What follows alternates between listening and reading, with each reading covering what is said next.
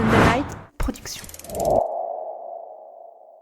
Quand on pratique la course à pied, on peut rencontrer des difficultés qui nous freinent dans nos entraînements, notre progression. Il y a quelques mois, nous vous avons demandé quelles étaient les vôtres. Avec New Balance, nous nous sommes donnés pour objectif de vous aider à trouver les meilleures solutions pour sortir de l'impasse. 4 auditeurs ont retenu notre attention, Charlotte, Marine, Charles et Elodie. Ils vont tous participer à la mythique course Marseille-Cassis. Et nous nous sommes donné 5 semaines pour régler leurs problèmes. Gestion du temps, optimisation des entraînements, grignotage, envie de sucre ou encore reprise de la course à pied postpartum. Et avec New Balance, nous avons sélectionné les meilleurs experts dans ces domaines pour les aider. Bonne écoute! Bonjour à toutes, bonjour à tous, soyez les bienvenus dans votre nouveau programme New Balance Destination Marseille-Cassis. Le concept de cette émission, elle est très simple. Chaque vendredi du 7 au 31 octobre, vous allez suivre 4 de nos auditeurs dans leur préparation pour Marseille-Cassis et ils ont tous un point commun, ils font face à des difficultés qui les empêchent de progresser ou de s'épanouir dans la course à pied. Et pour cet épisode, je vous propose de partir à la rencontre de Charlotte qui, comme moi, a quelques petits soucis de grignotage et envie de sucre, et je pense qu'on n'est pas les seuls. Et vous allez voir que parfois peuvent se cacher d'autres problématiques derrière ces envies gourmandes. Je ne vous en dis pas plus et je vous propose de partir tout de suite à la rencontre de Charlotte. C'est parti. Alors là, je suis rue des Jeûneurs. Je vais retrouver Charlotte. Elle doit sortir du travail d'ici 2-3 petites minutes. Et écoutez, on se retrouve dans 30 secondes. Charlotte, c'est ça ? Ouais, c'est ça. Enchanté Guillaume. Salut, enchanté. Ravi de faire ta connaissance. Puis merci de te rendre disponible pour cette petite session. Comment ça va ? Avec plaisir. Ouais, ça va super. Nous, en tout cas, je suis vraiment ravi de faire ta connaissance parce que c'est moi qui ai eu la chance de pouvoir lire l'email que tu nous as envoyé. Et je t'avoue que je me suis un petit peu reconnu parce que moi aussi, j'ai commencé la course à pied il y a une dizaine d'années pour me sentir un petit peu mieux dans ma tête, perdre aussi un petit peu de poids, comme beaucoup de gens aussi, je pense. Et je t'avoue que je suis passé aussi un peu par ces étapes de yo-yo. Et puis, je suis un très, très grand gourmand, je ne m'en cache pas. Si tu écoutes un peu le podcast, tu le sais. J'adore les pâtisseries, j'adore tout ça. Donc, voilà, moi, je me suis dit, là, on a un parcours assez similaire, avec des problématiques assez similaires. Et donc, je suis sûr qu'on va pouvoir t'aider. Toi, tu as tendance un petit peu à grignoter aussi. T'es plus team sucré, team salé ? Alors, team sucré, clairement. Et ouais, alors j'essaye vraiment de ne pas grignoter, mais ça peut arriver de temps en temps. Mais ouais, c'est clairement team sucré. Dès que j'ai faim, c'est du sucre que je veux. Et tu grignotes plutôt le soir, plutôt l'après-midi ? C'est quoi, toi ? Alors, c'est plutôt l'après-midi, surtout les jours où je ne m'entraîne pas, où je suis en télétravail. À télétravail, c'est vrai qu'on a assez facilement accès au placard et au frigo. Exactement, et on a le temps de penser à la nourriture, du coup, vu qu'on est chez soi. Donc ouais, c'est surtout ça. Ok, écoute, moi je vais te présenter Caroline Ruel, c'est une naturopathe, elle est vraiment spécialisée sur ces questions autour, alors il y a la nutrition sportive, mais elle est pas mal calée sur tout ce qui est envie de sucre, tout ce qui est grignotage. Je suis sûr qu'elle aura plein de conseils à te donner. Son bureau est juste ici, et écoute, je te propose qu'on se retrouve à l'intérieur. Top, super.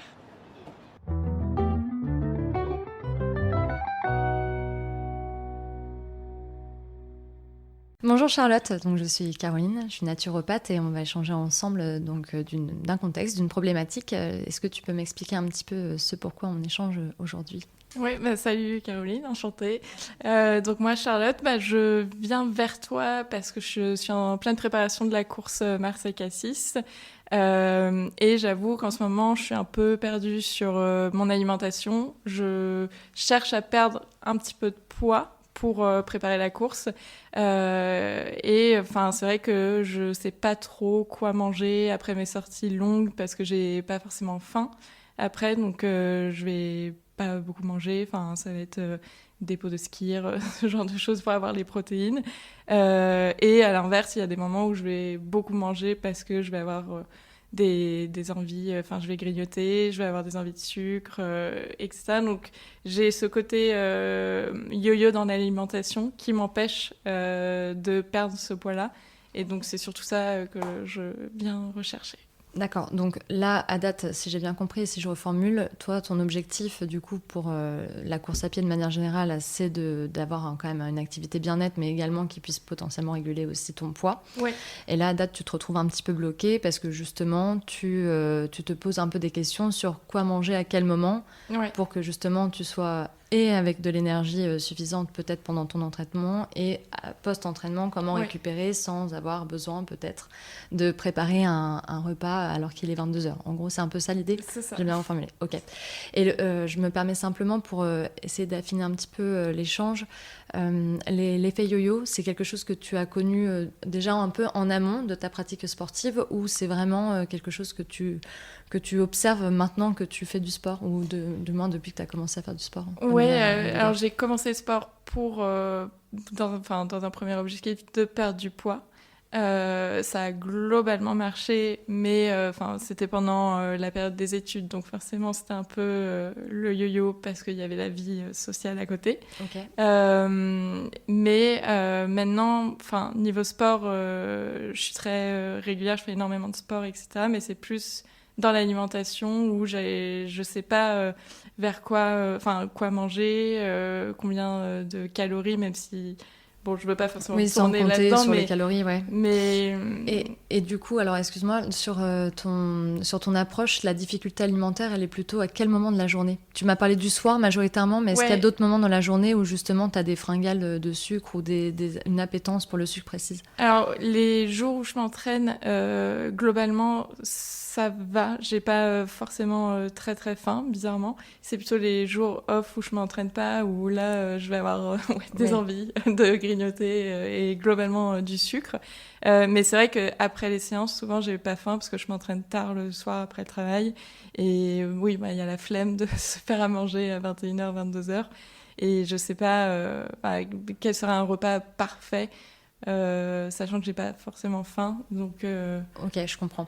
Alors si ça te va par rapport au potentiel conseil et puis l'échange qu'on va avoir, c'est peut-être un peu de dissocier ces deux parties. C'est justement le côté plutôt pratico-pratique de concrètement comment je fais après ma sortie sportive du soir pour le soir justement ensuite avoir ce qu'il faut déjà peut-être dans mon frigo ou de près et bien constitué pour que ça puisse être intéressant nutritionnellement pour toi. Et dissocier la partie fringale de sucre les jours où tu ne t'entraînes pas, parce que c'est pas du tout les mêmes approches finalement ou les mêmes conseils qu'on pourrait aborder. Est-ce que déjà dans ce contexte-là, ça te paraît ok d'aborder ça comme ça? C'est exactement ça. Bon bah super.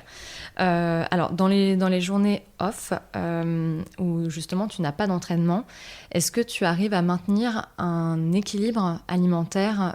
Est-ce que tu manges par exemple le matin, un petit déjeuner, des collations? Comment en fait ça se passe pour toi pour que je puisse aussi potentiellement te donner un peu les outils adaptés? Oui, généralement, alors j'adore le petit-déj, donc généralement je fais un gros petit-déj quand même. Okay. Déjeuner, je le fais aussi, mais souvent c'est sur le pouce, je mange pas énormément au déjeuner. Et j'aime bien aussi me faire un gros dîner. Donc c'est vrai qu'il y a un gros laps de temps dans la journée où la faim a le temps de s'installer. Alors voilà, j'allais dire, et pas forcément de collation, pas de collation entre le petit déjeuner et le déjeuner, ni d'ailleurs un petit goûter, quoi. Non, jamais. Ok. Alors j'essaye. Ah non mais c'est intéressant le j'essaye. Pourquoi? Parce que justement la crainte de trop ingérer dans la journée. Ouais, j'essaye de pas grignoter parce que forcément le grignotage on voit ça comme le mal quoi. Mais donc oui, j'essaye de pas grignoter. En tout cas pas des mauvaises choses. Après ça peut arriver. Enfin encore une fois les jours où je m'entraîne pas, vu que souvent je vais être en télétravail etc. Je vais avoir le temps de penser à la nourriture forcément. Sûr. Donc ouais. Mais globalement, vraiment 80% du temps, je grignote pas. Enfin, j'ai pas de goûter. Et alors, si je te disais justement que le goûter, ça pouvait être une bonne alternative, oui. Que ça pouvait... Oui. Alors non, le principe, c'est de donner des conseils qui soient réalisables et qui répondent à ton principe de réalité aussi. Donc, c'est-à-dire que ce soit en télétravail ou non, ou sur site par rapport à ton travail. Mais il faut aussi que ce soit adéquat avec ton mode de pensée et la sphère psycho-émotionnelle. Mais le matin, du coup, tu disais c'était ton petit déjeuner préféré. Qu'est-ce que tu manges le matin concrètement? Oui, alors ça va être flocons d'avoine, beurre de cacahuète souvent, avec du skyr et une banane, généralement. Mais Ok. ça va être un gros bol de flocons d'avoine, donc c'est peut-être aussi ça qu'il faut revoir. Mais... Ouais, alors je me permets de te poser la question parce que justement, le matin, je ne sais pas si tu as déjà entendu parler pardon, de la chronobiologie, ou l'autre Non. terme, c'est aussi chrononutrition. Non, ça te parle pas?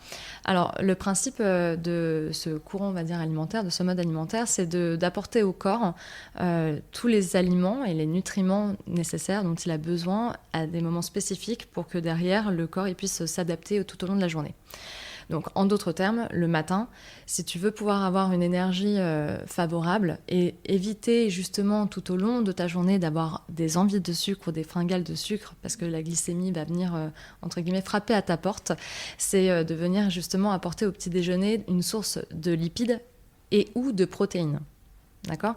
Donc, l'idée, quand tu vas faire par exemple un bol de flocons d'avoine, alors, sauf si tes flocons d'avoine, ils sont complets, Oui, je prends. ils sont ouais. complets. Ouais. Donc déjà, on est sur une bonne source de glucides complexes et complets. Donc tu vas avoir des vitamines et des minéraux. Donc ça, c'est entre guillemets bien, même s'il n'y a pas de bien ou pas bien. Mais on va dire que d'un point de vue de valeur nutritionnelle, c'est plus intéressant qu'une farine blanche.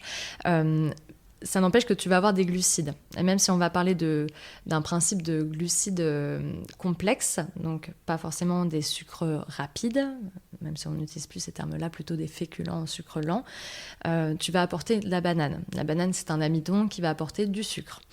À côté de ça, tu m'as dit aussi que tu apportais du skyr. Alors le skyr, je sais que dans l'univers sportif, on en entend beaucoup parler. Ça reste aussi, avant tout, si je ne dis pas de bêtises, également aussi un produit laitier. Même si on trouve des protéines, ça reste aussi un produit qui va avoir du lactose. Et donc le lactose apporte également du sucre. D'accord ? C'est juste pour remettre un peu en contexte. C'est-à-dire glucides par les flocons d'avoine, même s'ils sont complets. La banane, qui est un amidon et qui est aussi complexe. Donc jusque-là, pourquoi pas, mais ça fait sucre-sucre. Le skyr, qui même s'il apporte un petit peu de source de protéines, c'est pas forcément la protéine qu'on va peut-être rechercher dès le départ, en tout cas le matin, versus un œuf, c'est un exemple. Hein. D'accord ?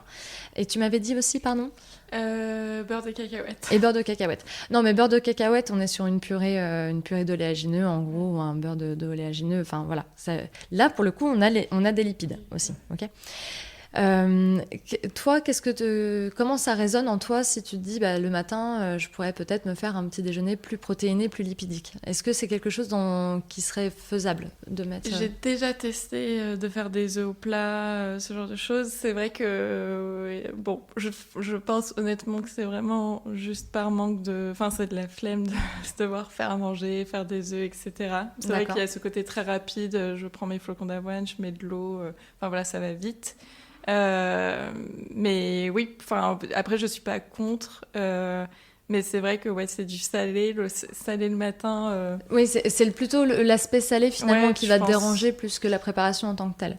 Ouais, à la rigueur. Les deux, mais je pense le salé, le côté salé surtout. Le matin j'ai du mal, ouais. Ouais. Alors, tu sais que ou peut-être pas, pour limiter justement que le pic de glycémie ne soit créé par l'ingestion de glucose, donc de sucre et de glucose du coup qui va arriver trop rapidement dans le sang et du coup te créer tout au long de ta journée des dérèglements corporels et notamment on va dire une réadaptation du corps pour équilibrer ta glycémie. Tu peux ajouter justement dans ton petit déjeuner quelque chose plus de lipides. Donc tout à l'heure, on parlait de purée d'oléagineux ou de purée de cacahuètes. Tu peux également, si c'est OK pour toi et envisageable, par exemple ajouter une huile végétale de lin ou de colza qui contient également plus des oméga 3, donc ultra intéressant sur l'aspect inflammatoire et qui va être d'un point de vue nutritionnel ultra intéressant. Et le fait d'ajouter des lipides en association avec des glucides, ça va limiter l'absorption du glucose dans le sang. Okay. Je ne sais pas si du coup c'est clair pour toi le cheminement. Oui, je comprends.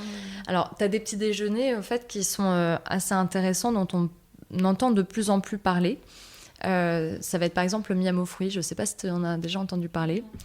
Alors, le miam aux fruits, ce qui est intéressant, c'est qu'on vient utiliser une banane. Donc, jusque-là, cet ingrédient, tu l'avais déjà, à laquelle on vient mélanger, émulsionner une huile végétale. Donc, une huile végétale de lin ou de colza, par exemple. On en met 2 cuillères à soupe. Et à la place, si, par exemple, 2 cuillères à soupe, ça fait beaucoup, d'un point de vue gustatif ou même au niveau du foie, tu sais, des fois on peut avoir l'impression que c'est un peu lourd. On peut switcher en mettant 1 cuillère à soupe d'huile végétale et 1 cuillère à café ou une bonne grosse cuillère à café de beurre de cacahuète ou de purée d'amande ou purée de noix de cajou, etc. Tu mélanges tout ça, tu peux rajouter des graines comme des graines de lin, des graines de chia, des graines de chanvre qui sont aussi pour le coup protéinées et pleines d'oméga 3. Et par-dessus, si tu le souhaites, tu peux rajouter un morceau de fruit entier. Ok. Voilà. Donc, plusieurs. Pas forcément la banane, du coup. Alors, pas forcément la banane, mais un autre fruit, sauf des fruits type agrumes. Ok. D'accord. Mais ce type, alors miam aux fruits, hein, c'est une recette qui avait été proposée par France Guillain. Tu peux la retrouver aussi assez facilement sur Internet de manière générale. Il y a même des infographies maintenant qui démontrent bien comment la faire, quels ingrédients dont on a besoin. Mais en fait, ça peut être une bonne solution. En tout cas, moi, c'est le type de petit déjeuner que je trouve intéressant parce qu'il y a le côté gourmand. Pour pas faire à la Top Chef, mais il y a le côté gourmand justement du fruit et de l'aspect sucré. Et dans une version vraiment petit déjeuner à la cuillère, parce que tu remarqueras que si tu émulsionnes ta banane avec l'huile végétale et même des graines, en fait, à un moment donné, la consistance, ça sera plutôt liquide que solide. Donc, ce qui est important ici, c'est aussi également de bien mastiquer, de prendre le temps de bien mâcher pour avoir une bonne absorption des nutriments et puis pour avoir un phénomène de satiété aussi. Tu vois, quand on parle aussi de fringales, on peut se poser la question du est-ce qu'on a pris le temps de manger en conscience, de mastiquer, etc. Donc c'est le type de petit déjeuner qui fonctionne bien, qui va justement, via les lipides, ralentir l'absorption du glucose dans le sang. Et du coup, il n'y a pas forcément de protéines dès le petit-déj. Alors là, pour le coup, je te donne des alternatives où justement, pour éviter le côté protéiné salé, je te propose une alternative avec des lipides et des lipides qui ont cette appétence ou ce goût plus qui tend vers le sucre. En tout cas, le côté gourmand sans pour autant que ce le soit plus que ça. C'est surtout ça la nuance. Comment biaiser en fait au niveau du cerveau le côté j'ai envie ou j'aime ça, j'aime manger des choses qui ont une consonance sucrée et qui vont dans mon esprit m'apporter un réconfort. Et ben comment en fait pouvoir accéder à ce sentiment, à cette palabilité, c'est-à-dire à ce goût dans l'assiette, sans pour autant qu'au niveau de l'organisme, ça soit trop perturbant. Ok, oui, c'est bon. Pour répondre à ta question, plus d'un point de vue protéine, après, en fonction de, par exemple, certaines graines que tu vas ajouter, tu parlais de flocons d'avoine, tu pourrais très bien prendre des flocons de sarrasin ou des flocons de quinoa, parce que le quinoa ou le sarrasin, ce sont des pseudo-céréales qui donc sont complexes, de base sans gluten.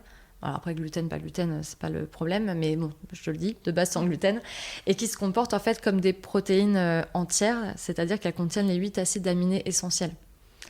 Donc c'est aussi une manière de pouvoir introduire des protéines le matin, mais en ayant un produit final qui est plus finalement proche de la céréale de petit déjeuner, sans être une céréale de petit déjeuner. Oui, ok. Tu vois l'idée ? Ouais. Voilà. Et c'est pour rebondir sur le fait que les œufs, peut-être que c'est pas forcément idéal pour toi. Bon, après, quid du temps passé à faire un œuf sur le plat versus mélanger tout l'avoine, la banane, etc. Ouais. Mais ça, il n'y a pas de jugement. Chacun fait comme il peut et comme il veut également. Sur le petit déjeuner, je pense que déjà ça peut être intéressant de repenser ça, de repenser un apport plus soit protéiné, soit lipidique. Et encore une fois, on n'est pas forcément obligé d'apporter une protéine animale, on peut aussi aller sur la protéine végétale par les graines ou par les pseudo-céréales, encore une fois, et un apport en lipides en rajoutant soit une huile végétale, un mélange déjà constitué. Ça peut être intéressant. Ou les purées d'oléagineux.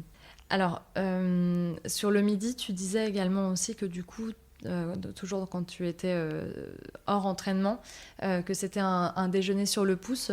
Oui. Donc, généralement, alors ça va être une protéine animale, voilà, plutôt du poulet, avec des féculents, ça va dépendre, enfin pâtes, riz, ça dépend, et des légumes. Enfin très simple et... Simple, efficace. Voilà. Et alors... Et pas de dessert. Et pas de dessert. Si c'est ça la question. Alors, je l'avais pas forcément... Enfin, je comptais pas te la poser tout de suite, mais c'était par rapport justement aux féculents dont tu parlais, riz, pâtes. Pareil, t'es sur quel type de farine ? Alors, j'essaye pour les pâtes, des pâtes complètes. Ouais. Et riz, non, ça va être du riz blanc. D'accord. Je fais pas attention. Alors, pareil, toujours dans le côté un peu pointilleux, si le riz pouvait basculer sur du riz basmati semi-complet ou complet, ce serait idéal, encore une fois, pour l'apport nutritionnel, pour avoir vraiment des glucides complexes et non pas des glucides simples, dans le principe. Après, de ce que tu décris, le fait d'apporter protéines, féculents et légumes, ça me paraît plutôt bien équilibré. Donc ça, il n'y a pas de... Enfin, ça me paraît pas trop problématique sur ce point-là, on va dire. Par contre, question, est-ce que tu manges vite ? Ouais. Parce que sur le pouce, chez moi, ça veut tout de suite dire... oui, bah on trace. Oui, moins de 20 minutes, c'est fini. Enfin, donc ouais, je pense que c'est quand même assez rapide. Ouais. D'accord. Donc, ce qui est important, alors ça, c'est vraiment, je pense, un des points clés dans la nutrition, pardon, de manière générale, c'est vraiment le fait de prendre le temps de mastiquer, de mâcher, d'être dans la conscience dans ce qu'on mange. Alors, je te dis pas d'être toujours... le terme conscience peut faire peur, le côté pleine conscience. Je suis pas en train de te dire que voilà, pendant 1 heure, il faut que tu sois cloîtré à l'abri de tous les regards et de tous les sons et que tu sois focalisé que sur ton assiette. Mais en tout cas, prendre le temps de vraiment mastiquer. Plus tu vas prendre le temps de mâcher, plus tu vas envoyer les bonnes informations au niveau du corps et notamment au niveau du cerveau. C'est grâce à la mastication que certaines enzymes sont libérées. Et on commence par la bouche avant d'aller dans la digestion, que ce soit au niveau de l'estomac ou de l'intestin. Et c'est surtout qu'à un moment donné, plus on va mastiquer, plus l'information au niveau du cerveau, comme quoi tu es en train de manger, et le phénomène de satiété va s'installer. Plus on mange vite, et moins on est à ce qu'on fait, et plus on aura faim, rapidement aussi. Parce que justement, l'information, elle n'arrive pas au bon moment au niveau du cerveau. Elle n'arrive peut-être même pas du tout. Et c'est comme ça que des fois, on mange très vite et on peut manger même beaucoup. Et même, quand je dis beaucoup, alors c'est et en quantité et même très bien, c'est-à-dire dans la conception de l'assiette et dans la répartition des macronutriments dans l'assiette, mais avoir faim finalement une demi-heure ou 45 minutes après. Ouais. Donc ça peut être important. Et je te parlais tout à l'heure du goûter. Alors le goûter, c'est quelque chose qui te parle ou pas du tout ? Non, franchement, quasiment jamais. Si je sais que j'ai une grosse sortie ou une séance un peu compliquée le soir, je vais manger rapidement des amandes, ce genre de choses, ou encore une fois du skyr. Je mange globalement ça, mais ouais, non, enfin, c'est vraiment rare. Après, les amandes, c'est plutôt une bonne idée. Oui, après, oui. Amandes, mais je pense que c'est au niveau de la quantité, banane. peut-être que... Une poignée, c'est-à-dire vraiment ta paume de main ? Ouais, moi je pense un peu plus dans les cas où je prends le goûter, mais ouais. Et ça peut être aussi un fruit en plus, donc bon, encore une fois, ça va être du sucre, quoi. Mais... Alors pour le coup, justement, si on garde le côté du principe chronobiologie ou chrononutrition, le fruit en goûter, c'est une bonne idée aussi. Ouais, le fruit éolagineux, dans le sens où là, pour le coup, ça va t'apporter donc des vitamines, des minéraux, mais aussi le sucre dont ton cerveau a besoin pour terminer sa fin de journée dans de bonnes conditions. Et d'ailleurs, il n'y a pas du tout de abat le sucre, hein, c'est pas le discours, c'est de choisir surtout les bonnes sources en fait de glucides. Le mot sucre d'ailleurs, il est un peu galvaudé. Alors par contre, ce que je trouverais intéressant aussi, c'est de te demander finalement, quand tu as des envies de sucre ou des fringales de sucre, qu'est-ce qui se passe pour toi ? Qu'est-ce qui joue ? Est-ce que c'est vraiment de l'ordre, selon toi, physiologique ? Est-ce que c'est une envie irrépressible ? Ou est-ce que ça répond peut-être à un besoin plus émotionnel, si j'ai envie de dire ? Ouais, je saurais pas comment le décrire. C'est juste que quand j'ai faim, c'est vrai que je vais rarement avoir faim de salé. Alors, je sais pas pourquoi, pourquoi c'est comme ça. Mais ouais, je vais être tout de suite attirée par quelque chose de plutôt sucré. Alors quoi, pour le coup? Excuse-moi, j'insiste un peu, mais est-ce que ça serait par exemple du chocolat ou... Ouais, alors je suis pas du tout bonbon, donc ça sera pas des bonbons, mais ouais, ça va être chocolat, ouais, pâtisserie, gâteau, enfin tout ce qui est industriel, qui est pas bon. Des fruits, mais ça à la limite, Oui, ça c'est le encore... moins pire, on va dire. Mais ouais, non, bah oui, gâteau, enfin viennoiserie. Ouais. Alors, je me permets également de te poser cette question parce que alors, en faisant du sport depuis un certain moment maintenant, tu sais aussi que quand on fait du sport, on a besoin de certains minéraux, Oui. notamment de magnésium, de calcium, on en a besoin de plein, mais c'est pour ça que je te posais la question du chocolat, parce que le chocolat, souvent, quand on a des envies irrépressibles de chocolat, on peut toujours se poser la question du magnésium. Ouais. Ce dont le corps a besoin, ce qu'il réclame. Et bien faire la distinction, et c'est ce que je trouve le plus important, entre justement l'aspect physiologique, je sens que là j'en aurais besoin, donc j'ai envie de manger un morceau de chocolat noir parce que derrière, au-delà du plaisir, je sens que c'est le corps qui le demande, versus j'ai envie de me manger un morceau de chocolat au lait parce que là, il est 17h et que j'ai encore 2h30 de travail devant moi et que ça commence un peu à me taper sur le système. Ouais. Faudrait que je sois plus à l'écoute. Là, comme ça, je sais pas, ça dépend. Et ben voilà. Et non, mais ça, je trouve que c'est un super axe dans toutes ces questions, justement aussi d'envie de grignoter, et notamment sur la sphère du sucre, des envies de sucrer. C'est justement de se dire, en fait, qu'est-ce qui joue pour moi à ce moment-là? Quelle est l'émotion qui traverse? Est-ce que d'ailleurs c'est une émotion? Et si c'est le cas, laquelle? Et en quoi la nourriture va répondre à un besoin de l'ordre émotionnel. Et c'est toujours intéressant parce que c'est dans un principe de développement personnel aussi de comprendre qu'est-ce qui se trame pour toi. Et si c'est pas émotionnel, si en effet non, c'est ni de la fatigue, ni de la colère, ni de l'ennui, parce que souvent on peut manger aussi par ennui, comme on peut fumer par ennui par exemple, c'est de se dire de quoi j'ai vraiment envie et qu'est-ce que j'aimerais manger tout de suite maintenant, et faire peut-être des parallèles avec justement d'un point de vue nutritionnel, qu'est-ce que ça m'apporte. Et alors je sais pas si ça peut être intéressant pour toi. J'ai peut-être un petit rituel qui peut être intéressant sur comment apaiser une envie de sucre irrépressible et qui serait non pas forcément de l'ordre de mon corps en a besoin, mais plutôt émotionnellement j'en ai besoin. Peut-être que si tu prendras à l'avenir le temps de te poser la question, ça pourrait peut-être être utile. C'est toujours intéressant de commencer par se poser. Ouais, elle est bête cette phrase, hein. Mais juste avant de se dire ah bah oui tiens j'aimerais bien manger quelque chose de sucré ou j'ai envie de grignoter quelque chose, de se dire ouais non, premier réflexe, je me pose. Je me pose puis je prends le temps de respirer un petit peu aussi. Et puis dans la fête de respirer, c'est de prendre le temps de respirer mais dans une respiration qui apaise. Oui. Donc je sais pas si toi tu as tendance plutôt à respirer par la cage thoracique ou par le ventre. Oui, je pense plutôt... par la cage. Ouais. Bon, puis quand on fait beaucoup de sport, c'est vrai qu'on a plutôt tendance à élever la respiration. Ouais. Mais ça va être de vraiment redonner l'information et redonner l'intention au niveau du ventre et de la respiration ventrale, qui est la respiration physiologique, classique. Okay. Donc se poser, respirer. Alors tu vas me dire, ouais, mais attends, elle est marrante, Caroline. Moi, j'ai pas 10 minutes devant moi pour faire ça. Mais c'est pas 10 minutes. C'est vraiment juste, ne serait-ce que poser les 2 pieds bien ancrés dans le sol et voilà, prendre le temps de ressentir la respiration se faire au niveau du ventre et respirer peut-être pendant 1 minute ou 2. Déjà rien que ça. Oui. Pas 10, mais 1 minute ou 2. Oui.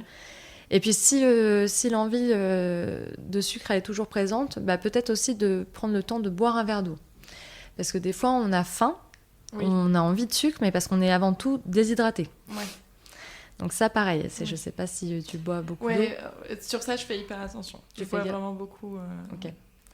Donc, se poser, respirer, potentiellement boire un verre d'eau. Et alors, si jamais ça a été encore présent, c'est peut-être, tu sais, tu parlais d'oléagineux tout à l'heure de temps en temps, mais c'est d'avoir avec toi, justement, soit une petite poignée d'oléagineux, mais que tu as déjà préparé dans un petit bocal, tu vois, pas d'avoir un sachet à dispo, voilà, où tu as juste à plonger la main et à te servir. C'est vraiment anticiper le petit contenant avec ce qu'il faut pour ta journée, avec 1 ou 2 carrés de chocolat noir, et prendre le temps, en fait, vraiment de manger le chocolat noir ou l'amande ou la noix de cajou, peu importe, mais en l'appréciant et en respirant en même temps, en redonnant encore une fois de la conscience à ce que tu vas manger. Oui, ok. Et souvent, se poser, respirer, déjà ça marche bien. Boire un verre d'eau en plus, souvent pareil, ça permet aussi de calmer, d'apaiser. Et s'il y a besoin de vraiment avoir quelque chose en bouche, eh ben, de prendre quelque chose qui va être de l'ordre d'oléagineux ou de chocolat noir et de prendre le temps vraiment de mastiquer, de laisser fondre par exemple le chocolat sur la langue, de profiter de tous les sens que tu vas avoir. En gros. Oui. Ok. Ouais, je ferai l'exercice. Oui, tu me diras ce que ça a redonné pour toi. Alors, tu m'avais dit aussi que l'un des points majeurs pour toi, c'était le soir, en rentrant de ton entraînement. Oui, alors ça dépend. Donc les jours où je m'entraîne pas, ça va être les jours où je vais sortir, donc je vais manger au restaurant, etc. Donc là, ça va être des gros repas, forcément. Et les jours où je m'entraîne, oui, je vais rentrer tard. Souvent, surtout la course à pied, ça me coupe l'appétit. Donc là, oui, souvent, ça va être un sachet de petites carottes pour avoir mes légumes, parce que je sais que c'est quand même important. Encore une fois, le skir, et voilà, je mange ça en 5 minutes, et voilà. Donc ça dépend, enfin, il y a vraiment les deux côtés. Et alors, du coup, est-ce que chez toi, tu es un petit peu équipée ? Est-ce que tu as des équipements de cuisine ? Oui, j'ai la base. Après, je ne suis pas suréquipée en cuisine. Je ne suis pas une grande cuisinière. Mais oui, j'ai quand même la base. Alors, non, mais je te pose la question, c'est ce que je te disais tout à l'heure, non pas pour préparer justement le repas du soir, après mais c'est déjà savoir aussi ce qui est possible pour toi à mettre en place. Si par exemple dans ton frigo, tu as aussi une partie congélateur. Oui, ça, oui. Donc ça veut dire que tu as assez facilement accès à des surgelés. Oui, potentiellement. Alors, voilà, les surgelés, tant qu'ils sont consommés bruts, c'est-à-dire non préparés, si c'est pas des poêlés à la taille ou ce genre de mélange, tu peux très bien avoir une poêlée de légumes la plus classique du monde, la sortir en amont de ton entraînement, et que quand tu reviennes, justement, ça soit déjà prêt à être... alors consommer, j'abuse un peu parce qu'il va falloir la faire revenir dans une poêle ou dans un cuit-vapeur si tu as, ou tu sais ce principe de mode de cuisson, si tu as déjà je sais pas, un cookéo ou un cuit-vapeur, je sais pas comment tu pourrais appeler ça, mais d'avoir en fait une belle portion de légumes qui soit facile à préparer. Que en effet, ce soit pas les légumes frais à éplucher, enfin à laver, à éplucher si c'est pas bio, à faire revenir, enfin voilà, toute cette préparation autour d'un ingrédient, que tu te fasses gagner du temps et que tu puisses avoir quelque chose de, entre guillemets, tout préparé, mais pas déjà cuisiné, que ce soit toi qui puisses agrémenter. Des légumes à la poêle surgelés en 7-8 minutes, ça va vite. Si, alors après, je ne sais pas dans quelle mesure c'est aussi évident pour toi de peut-être anticiper, mais si tu connais déjà aussi les jours auxquels tu vas t'entraîner, peut-être de te dire, je vais anticiper le fait de préparer une portion de féculents plus importante pour que justement quand je rentre j'ai déjà mon quinoa, mon sarrasin, mon riz, mes pâtes de prêtes pour pouvoir plus qu'à avoir ajouté en fait mes légumes derrière. Oui, c'est vrai, mais vu que j'ai pas faim, c'est vrai que je vais pas avoir envie de saler encore une fois, mais donc mais oui, il faudrait que je prépare au moins en amont des plats tout prêts, comme ça je m'embête pas. Et... Plus on va dire, ta charge mentale sur l'aspect alimentaire sera allégée, notamment quand tu reviens d'un entraînement le soir tard, mais comme quand quelqu'un revient tard le soir du travail, plus justement tu vas pouvoir être à même et t'autoriser peut-être plus facilement à consommer ce type d'aliments et ce type de plat à ce moment-là. Et j'entends je me suis entraînée, donc derrière il y a toute une libération hormonale aussi qui existe, qui du coup va aussi susciter cette envie ou cette appétence peut-être pour quelque chose de plus sucré que de salé. Mais l'idée c'est toujours de garder un principe d'homéostasie au niveau du corps, un principe d'équilibre. Donc aussi bien dans ta régularité dans le sport, c'est tout aussi important dans l'alimentation de réussir à avoir une régularité également. Donc le soir, notamment si quand tu ne t'entraînes pas, c'est les moments où c'est les moments festifs où, comme tu disais, tu vas en profiter peut-être pour aller au restaurant ou manger des choses peut-être un peu plus riches. C'est ok, heureusement, il faut profiter de la vie, c'est pas le problème. Mais c'est justement sur quand tu reviens de l'entraînement et avoir un plat qui réponde nutritionnellement à reconstruire le muscle et en même temps à t'apporter ce dont ton corps aurait besoin pour bien fonctionner et de manière régulière. Oui. Bon, du coup, Charlotte, si tu n'as plus de questions pour l'ensemble de ta venue, ce que je te propose, c'est de refaire un petit peu une prise de vue de tout ce qu'on s'est dit. Ce qui pourrait être intéressant, du coup, peut-être sur les semaines et le mois à venir, c'est dès le départ, comme on s'est dit le matin, de faire en sorte d'apporter une source peut-être plus lipidique ou plus protéinée, de manière à rééquilibrer la charge glucidique. Peut-être aussi, comme on se le disait, de bien prendre le temps, de bien mastiquer, de bien être en conscience quand tu vas être dans le fait de manger, de te nourrir. Et également, par la même occasion, prendre le recul nécessaire pour aussi peut-être avoir une organisation plus globale, que ce soit sur les repas, en fait l'anticipation aussi pour les repas du soir et comment dire, peut-être aussi les petites collations que tu pourras ajouter si jamais ça t'intéressait d'ajouter des collations. Et moi, ce que je t'invite à faire, tu l'as dit très bien à juste titre tout à l'heure, c'est peut-être de prendre le temps de plus t'écouter et d'écouter tes ressentis. Et je t'invite aussi sur les prochaines semaines à vraiment observer si les différents conseils qui ont été abordés aujourd'hui te permettent justement de voir une nette évolution sur ces sujets et d'être vraiment à l'écoute. Ça marche, je vais tester tout ça. Merci Super, beaucoup. merci à toi.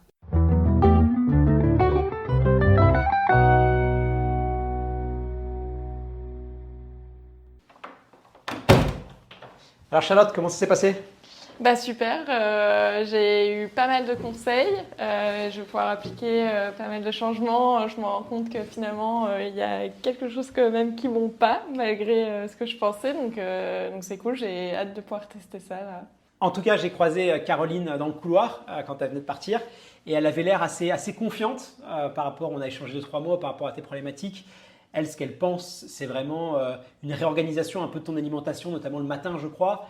Et aussi, ta capacité aussi à peut-être un peu mieux t'organiser, un peu mieux anticiper tes repas. Ouais, totalement. Pour pouvoir un peu reprendre le contrôle sur les choses. Parce qu'il y a cette notion de maîtriser un peu mieux tes repas, d'être vraiment à l'initiative de tes repas et pas prendre ce que tu as dans le frigo et subir un peu les choses. Clairement. Ouais. En tout cas, moi, ce que je te propose, c'est d'appliquer. Parce que maintenant, on peut te présenter les meilleurs spécialistes, d'essayer de te motiver au maximum. Maintenant, la balle, elle est dans ton camp. La baguette magique, j'ai presque envie de dire, elle n'existe pas, mais si elle existe, parce que c'est toi qui l'as entre les mains.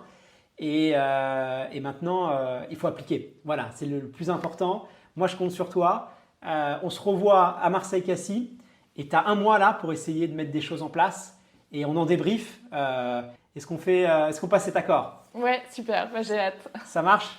Bon, super. Écoute, pour t'encourager un peu, moi j'ai une petite surprise pour toi. Tu m'as dit que tu courais avec des New Balance Fresh From 1080, je crois. Oui. C'est un très bon choix, c'est un bon amorti, c'est des chaussures qui sont assez polyvalentes. Je vais t'en faire livrer une nouvelle paire sur le nouvel coloris et une tenue complète aussi New Balance. Comme ça, voilà, tu auras un super équipement, ça va te motiver à t'entraîner. Et puis j'espère que ça va te motiver aussi, ça va un petit peu t'encourager aussi, quoi. Trop bien, super, merci beaucoup. À très vite. J'espère que cet épisode vous a plu et vous a apporté à vous aussi quelques clés dans la résolution de problématiques liées à la course à pied. On se donne rendez-vous dès vendredi prochain pour un nouvel épisode de New Balance Destination Marseille-Cassis. vous allez découvrir l'histoire et la problématique d'un autre coureur à pied. D'ici là, portez-vous bien, à la semaine prochaine.